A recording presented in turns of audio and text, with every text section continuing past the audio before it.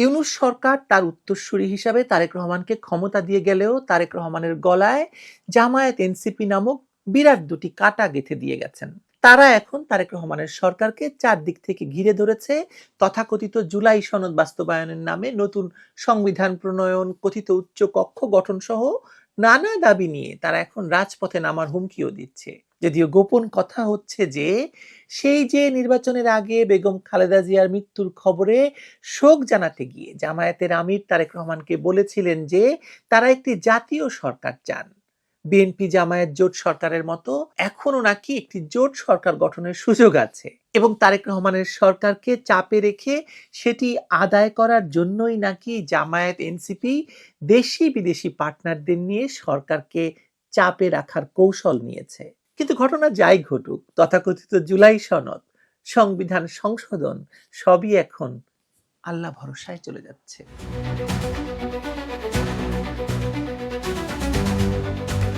তথাকথিত জুলাই সনদ বাস্তবায়ন আদেশের মাধ্যমে সংবিধান সংস্কার পরিষদ গঠনের যে সময়সীমা নির্ধারণ করা হয়েছিল তা গত রোববারেই শেষ হয়ে গেছে।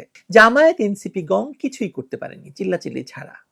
রাষ্ট্রপতিকে চাপ দিয়ে বের করা সেই আদেশ অনুযায়ী নির্বাচনের ফলাফল ঘোষণার ৩০ পঞ্জিকা দিবসের মধ্যে সংবিধান সংস্কার পরিষদের প্রথম অধিবেশন আহ্বান করার কথা ছিল রাষ্ট্রপতির। কিন্তু ত্রয়োদশ জাতীয় সংসদের প্রথম অধিবেশন শুরু হলেও সংবিধান সংস্কার পরিষদের অধিবেশন ডাকা হয়নি। গত ১৭ ফেব্রুয়ারি সংসদ সদস্যদের শপথ গ্রহণ অনুষ্ঠানে বিএনপি নির্বাচিত প্রতিনিধিরা কেবল সংসদ সদস্য হিসেবে শপথ নিয়েছেন, সংবিধান সংস্কার পরিষদের সদস্য হিসেবে শপথ নেননি। বিএনপির বক্তব্য হলো সংবিধান সংস্কার পরিষদের সদস্যদের শপথের কোনো বিধান নেই, তাই তারা শপথ নিতে পারেননি। সংবিধানের তৃতীয় তফসিলে সংশোধনী এনে শপথের ফরম যুক্ত করা হলে তখনই তারা শপথ নেবেন। জামায়াত ইসলামী এবং এনসিপি সরকারের এই অবস্থানকে জাতির সাথে প্রতারণা এবং বিশ্বাসঘাতকতা হিসেবে উল্লেখ করে বারবার বক্তব্য দিচ্ছে। তাদের অভিযোগ, বিএনপি সরকার গঠনের পর তাদের পূর্ব অবস্থান থেকে সম্পূর্ণ ইউটার্ন নিয়েছে। গণভোটে হ্যাঁ জয়ী হওয়ার পর সরকার সংবিধান সংস্কার পরিষদ গঠনে অনীহা দেখাচ্ছে। বিরোধী দলগুলো গত রবিবারের মধ্যে অধিবেশন ডাকার দাবি জানিয়েছিল, না হলে তারা রাজপথে আন্দোলনে যাওয়ার হুমকিও দিয়েছিল। কিন্তু বিএনপি সরকারের পক্ষ থেকে স্বরাষ্ট্রমন্ত্রী সালাউদ্দিন আহমেদ ইতিমধ্যে স্পষ্ট করে বলেছেন যে সংবিধান সংস্কারের পরিষদ করতে হলে আগে সংসদে আলোচনার মাধ্যমে সংবিধান সংশোধন করতে হবে, আর সেটি সংসদের চলতি অধিবেশন বা পরবর্তী অধিবেশনেও করা সম্ভব হবে কিনা তা নিয়ে তিনি সংশয় প্রকাশ করেছেন। এখানে সরকারের বক্তব্যের আইনি ভিত্তি আছে, কারণ সংবিধানের ৯৩ অনুচ্ছেদে রাষ্ট্রপতির অধ্যাদেশ প্রণয়নের ক্ষমতা দেওয়া হলেও এটি সীমাবদ্ধ।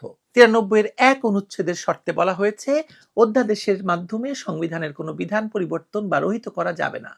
সালাউদ্দিন আহমেদ তার সংসদীয় বক্তব্যে এই ধারাটির উল্লেখ করে বলেছেন, জুলাই জাতীয় সনদ বা সংবিধান সংস্কারের মতো মৌলিক বিষয়গুলো রাষ্ট্রপতির আদেশের মাধ্যমে করা বেআইনি। সংবিধান সংশোধন করতে হলে নির্বাচিত সংসদে ২/৩ সংখ্যাগরিষ্ঠতায় বিল পাশ করতে হবে। আরেকটি বড় আইনি বাধা হলো সংবিধানের ৯৩-এর ২ অনুচ্ছেদ।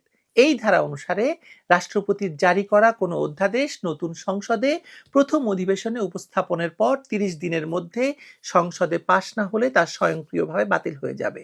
এই ৩০ দিন হলো ক্যালেন্ডারের টানা ৩০ দিন, কার্যদিবস নয়। অর্থাৎ গত ১৩ই মার্চ জাতীয় সংসদের ত্রয়োদশ সংসদের প্রথম অধিবেশন শুরু হয়েছে।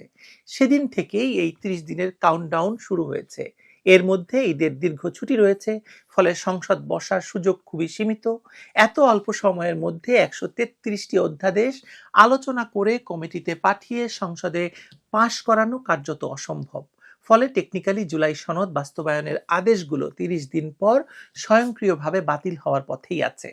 হাইকোর্টও এই প্রক্রিয়ায় বাধা সৃষ্টি করছে বলে জামায়াত বিএনপি বলছে। জুলাই জাতীয় সনদ বাস্তবায়ন আদেশ, নবনির্বাচিত সংসদ সদস্যদের সংবিধান সংস্কার পরিষদের সদস্য হিসেবে শপথের চিঠি এবং গণভোট অধ্যাদেশের ৩ ধারা ও তফসিল নিয়ে হাইকোর্টে দুটি রিট দায়ের করা হয়েছে। একটি দ্বৈত বেঞ্চ ৩রা মার্চ বিবাদীদের ৪ সপ্তাহের মধ্যে জবাব দিতে বলেছেন। সংবিধান বিশেষজ্ঞদের মতে হাইকোর্টের রুল নিষ্পত্তি না হওয়া পর্যন্ত জুলাই সনদ বাস্তবায়নের কোনো সুযোগ নেই।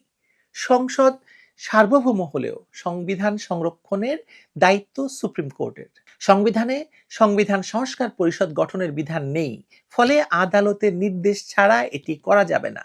যেহেতু বিষয়টি বিচারাধীন, তাই সংসদে এ নিয়ে আলোচনারও সুযোগ সীমিত। জামায়াত এনসিপি এই জটিল আইনি এবং সাংবিধানিক প্রক্রিয়া সম্পর্কে পুরোপুরি ওয়াকিবহাল না হয়েও সরকারকে চাপ দিচ্ছে কেন তবে? এর পেছনে রাজনৈতিক হিসেব নিকেশ কাজ করছে আসলে। জামায়াতের আমির শফিকুর রহমানের সেই কথাই মনে করিয়ে দেয় যে, যেখানে তিনি তারেক রহমানকে জাতীয় সরকার গঠনের প্রস্তাব দিয়েছিলেন। জামায়াত এনসিপির আসল লক্ষ্য সংবিধান সংস্কার নয়, বরং ক্ষমতার কেন্দ্রে প্রবেশাধিকার নিশ্চিত করা। তারা চায় মন্ত্রী হতে, তারা চায় সংবিধান সংস্কার পরিষদের নামে একটি সমান্তরাল ক্ষমতা কাঠামো তৈরি হোক, যেখানে তাদের উল্লেখযোগ্য প্রতিনিধিত্ব থাকবে। উচ্চকক্ষ গঠন, সংবিধান সংশোধনে উচ্চকক্ষের অনুমোদন বাধ্যতামূলক করা, এসব দাবির মধ্য দিয়ে তারা একটি স্থায়ী রাজনৈতিক ভিত্তি তৈরি করতে চায়, যাতে ভবিষ্যতে বিএনপির একক আধিপত্য খর্ব হয়। তারা বুঝতে পেরেছে যে বিএনপির 2/3 বেশি আসন থাকায় সরকারের পক্ষে তাদের দাবি উপেক্ষা করা সহজ। তাই তারা রাজপথের হুমকি দিচ্ছে, আন্দোলনের ডাক দিচ্ছে, কিন্তু তাদের নিজেদের প্রস্তুতিও যথেষ্ট নয়। সংসদীয় রাজনীতির জটিলতা তারা পুরোপুরি আয়ত্ত করতে পারেনি। তারা বেসরকারি বিল আকারে সংবিধান সংশোধনের প্রস্তাব সংসদে উপস্থাপন করতে পারত, কিন্তু তারা করেনি। এর থেকে বোঝা যায় তাদের আসল উদ্দেশ্য আইনি প্রক্রিয়ার মাধ্যমে সংস্কার আনা নয়, বরং সরকারকে অস্বস্তিতে ফেলে কোনো রাজনৈতিক সুবিধা আদায় করা।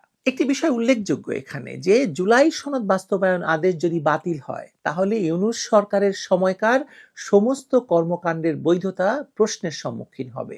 সংসদের ধারাবাহিকতা রক্ষা না হলে ইউনূস সরকারের সময়কালও অবৈধ হয়ে যেতে পারে। বিএনপি সরকার এই ঝুঁকি নিতে চাইবে না হয়তো। তাই তারা সংবিধান সংশোধনের পথে যাওয়ার আগে হাইকোর্টের রায়ের অপেক্ষা করবে, সময় ক্ষেপণ করবে। জামায়াত এনসিপির এই চাপের রাজনীতির ফলাফল তাহলে কি হবে? সম্ভবত সংবিধান সংস্কার পরিষদের ইস্যুটি তেমন পাত্তা পাবে না। বিএনপি সরকার আইনি এবং সাংবিধানিক বাধার কথা বলে বিষয়টি ঝুলিয়ে রাখবে। জামায়াত এনসিপি রাজপথে নামলেও তা বড় কোনো অর্জন করা সম্ভব হবে না, কারণ জনসমর্থন এবং সংগঠনের শক্তিতে তারা এখনো দুর্বল। তাদের হুমকি সরকারকে হয়তো কিছুটা হেলদোল করাবে, নড়বড়ে করবে, কিন্তু ক্ষমতার ভারসাম্য বদলাবে না। শেষ পর্যন্ত দেখা যাবে জুলাই সনদের নামে শুরু হওয়া এই বিতর্কের পরিণতি হবে রাজনৈতিক মহড়া, যেখানে জামায়াত এনসিপি তাদের অস্তিত্ব জানান দেবে ঠিকই, আর বিএনপি ক্ষমতা কুক্ষিগত করেই রাখবে। সংবিধান সংস্কার নয়, মন্ত্রিত্ব এবং ক্ষমতার ভাগ বসানোই এই চাপের রাজনীতির মুখ্য উদ্দেশ্য, যা দিন শেষে আইনের জটিলতায় হারিয়ে যাওয়ার সম্ভাবনা বেশি। জামায়াত এনসিপির আন্দোলনের হুমকি আসলে একটি চাপ সৃষ্টির কৌশল মাত্র। তারা জানে যে বর্তমানে রাজপথে বড় কোনো আন্দোলন গড়ে তোলার মতো জনসমর্থন তাদের নেই, কিন্তু মিডিয়া কভারেজ আর আন্তর্জাতিক মহলের দৃষ্টি আকর্ষণের মাধ্যমে তারা সরকারকে একটি অস্বস্তিকর অবস্থানে রাখতে চায়। তাদের আসল লক্ষ্য হচ্ছে ভবিষ্যতে কোনো জাতীয় সরকার গঠনের সময় নিজেদের দর কষাকষির ক্ষমতা বৃদ্ধি করা। বর্তমান পরিস্থিতিতে সংবিধান সংস্কারের চেয়ে রাজনৈতিক ক্ষমতার ভাগাভাগি জামায়াত এনসিপির মূল চিন্তা, কিন্তু বিএনপি যে সাংবিধানিক অবস্থান নিয়েছে তাই নত সঠিক এবং রাজনৈতিকভাবে বিচক্ষণ।